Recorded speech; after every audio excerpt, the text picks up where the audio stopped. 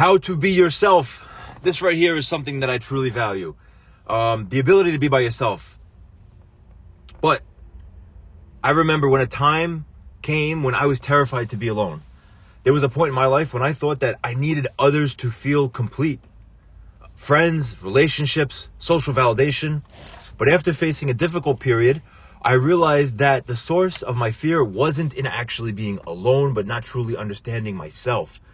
I remember standing at a viewpoint on the edge of a road. It's on the top of a mountain area. And I was looking down at the vastness of the world. And I felt paralyzed by the thought of facing my inner struggles. But as I stood there, I remembered a verse from the Quran. And you have come to us alone, just as we have created you for the first time. Surah Al-An'am, that's the 6th chapter in the Quran. This verse reminds us that when we die, we'll face Allah by ourselves and no one can help us. It shows us how important it is to rely on ourselves and that our actions in this life are what will define us in the next. And of course, we have to rely on Allah. So have you ever had a moment when you realized that you were afraid of facing yourself? I want to hear about it in the comments. That moment of realization for me was humbling. But it wasn't about what others could do for me. It was about the strength Allah had already given me. I learned to trust my own resilience. I faced my fears and weaknesses and sought comfort in the solitude that Allah had granted me. In Islam, as you know, we are reminded of the importance of self-reliance. Not relying on others for happiness, fulfillment, but seeking contentment through our connection with Allah.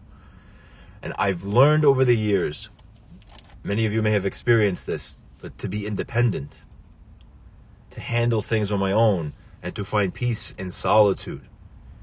In fact, there is a beauty in being alone with yourself, as it allows for time for you to reflect and have closeness to Allah. Many people struggle with being alone, but it's something that we need to embrace. See, learning to be by yourself, away from the distractions of others, is an essential part of personal growth and self-love. See, which is what ultimately brings us closer to the Creator. And that's a funny concept, because when I say bringing self-love brings you closer to the Creator, you may be thinking, well, one is for yourself, one is for the Creator. How does that balance out? But if you are not having self-love, you are not putting the Creator first. And so you're doing things that may actually be causing you harm in this life and the next. So put the Creator first. And this is your self-love. For me, I find peace in solitude. I could go camping or hiking alone, appreciating the beauty of nature that Allah has created. And right now, I'm alone. I'm parked, but there's some trees, there's leaves, it's nature. And I'm content. I don't need a crowd or constant company. If Allah teaches us that our true strength comes from within and that our reliance should be on Him alone, why would we do anything else? When you understand this, you stop tolerating toxic environments, whether they are in relationships or friendships or even within family. If someone is wronging you, you are able to step away and say, I don't deserve this and I don't need this negativity in my life.